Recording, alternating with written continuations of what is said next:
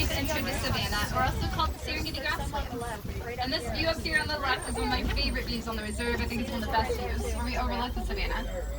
But I see zebras and giraffes, so let's go get closer to them.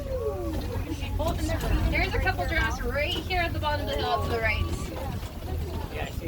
So they are all eating. That's a pretty normal view for giraffes. You typically find them eating like this. They really love to eat. They do eat for about 20 hours a day. They only really get about 30 minutes of sleep a day. They'll take power naps that equals about 30 minutes of sleep. Another nap, they just kind of eat all day long. So giraffes survive on food and power naps. But there are a few out there right next to the road, so let's head up to those so we can get really close to them.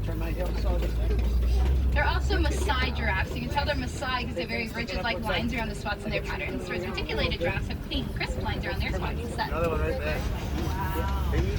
On the left over here, I'm going to try to describe where to look. They're going to be tricky to see. There is that cave on the left and then a tree to the right of the cave.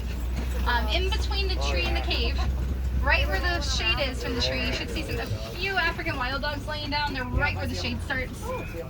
You kind of have these light tan coats with dark brown spots and white spots to them. There's also one right behind the cave shaking its head a bit. But we're going to use our stop. Not for them, we'll use it for a couple other animals if we get closer up to us. But they can also be called African painted dogs because of the unique markings they have in their fur. The dark brown animals still to the left are sable antelope. They're kind of hiding a bit. Sable antelope horns point backwards so predators won't attack them from behind. And the grayish animals are wildebeest. Wildebeest really love rain. They do like to migrate according to rainstorms. They'll even follow rainstorms that take about 1,000 miles per year. And they can be in a group as big as about 1.5 million of them traveling together. That's known as the Great Migration. They also can make this kind of weird sound that sounds like they say new. So they can also be called new, and that's spelled G-N-U. So that's a group of new. There's also these termite mounds we're passing by, this huge one on the left. They're made out of saliva, dirt, and dung. So probably doesn't really sound super appealing. A lot of animals really like them, including the giraffes, rhinos, and even elephants.